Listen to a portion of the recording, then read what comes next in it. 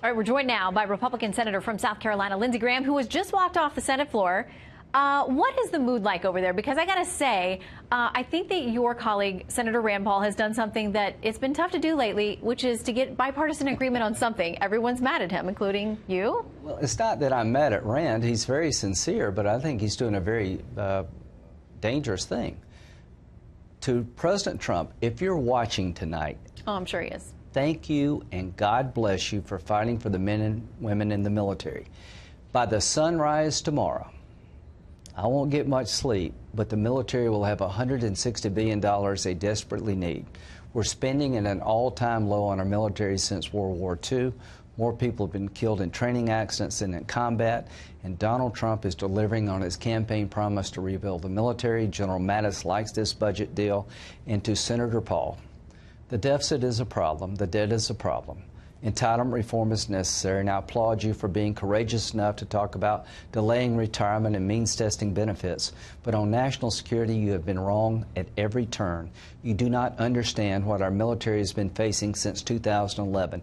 There are planes that can't fly, there are soldiers that can't deploy, there are families that have to miss their family members way too much because we don't have enough people in the Army, the Navy, Air Force, and the Marine Corps, and we're about to finish that. So he can play his little games, but when the sun comes up tomorrow, the military is going to be flush with cash, and God bless those who are doing the fighting. All right, they're not the only ones, though, because this is a record-breaking spending package. Not there really. are plenty. Well, according to all of the numbers in history until now, I mean, this is going to be the biggest package out there, and a lot of that is domestic spending as well, and the Democrats have gotten a lot of what they asked for on that front. So you know there are deficit hawks out there.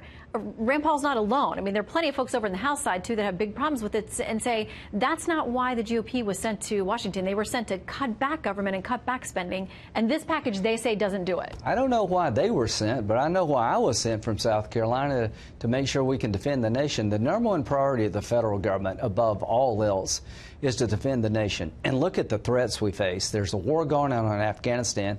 President Trump has taken the gloves off, and we're pounding ISIL. We're pounding the Taliban. God bless you, President Trump. And you're fighting for those who need more money and more resources, more people in the military to help those who've suffered so long. So this is the number one priority for me. I'm a Republican. The number one priority is to fund the military, and this will do it. What do you say to those, though, including some military leaders in the past who have said the national debt and where we are with respect to China and other countries that own us in some sense, that's a national security issue as well? Tell them. Go where the money's at. 2/3 of the federal budget is Medicare, Social Security, and Medicaid, and interest on the debt. 1/3 of the federal budget is discretionary spending. Half of that 1/3 is military spending. You could wipe out the Department of Defense, not balance the budget. You got to delay retirement for young people. You got to ask people like me to pay more into Medicare and take less from Social Security. Rand Paul knows that. I congratulate him for being strong on entitlements, but when it comes to national security, he's been a disaster. He said tonight the best way to give the military a pay raise is to withdraw from Afghanistan. Name one general who believes it's smart to withdraw from Afghanistan. President Trump, you're doing the right thing by taking the fight to the enemy in Afghanistan. The last time we ignored Afghanistan, we got 9/11. And the only way you're going to prevent 9/11s in the future is to have our soldiers over there protecting us here. And our military has suffered since 2011 under these budget cuts. And tonight, we begin to correct that problem. God bless Donald Trump. And Rand Paul is standing in the way of President Trump, Commander-in-Chief Trump, fulfilling a campaign promise to rebuild the military. And General Mattis said the following: no enemy in the field has done more damage to the American military than the budget cuts and continuing resolutions authored by Congress. So Congress has done more damage to our military than any enemy in the field, and that's going to change tonight. Okay, so for you, the price tag is not a concern. The long-term impact on the deficit. The long-term impact of the deficit comes from entitlement reform.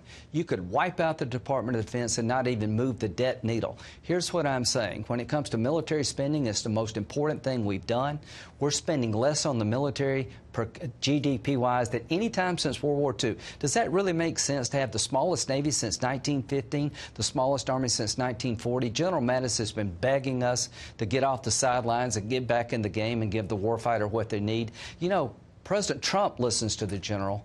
The rest of us have listened to the general. Senator Paul thinks he knows more about the military than those who are in the military. He's never been to Afghanistan, so I don't want to hear from him what it takes to win a war in Afghanistan when he's never been there. Well, he says he's listening to his constituents, and he's not the only one. So let me ask you. I don't know who his constituents are, but they're not my constituents. Okay, well, you do come from 2 different states, South Carolina and Kentucky. But you got to listening to people in Kentucky. You got to go back over there now. I'm going to go fight for our military.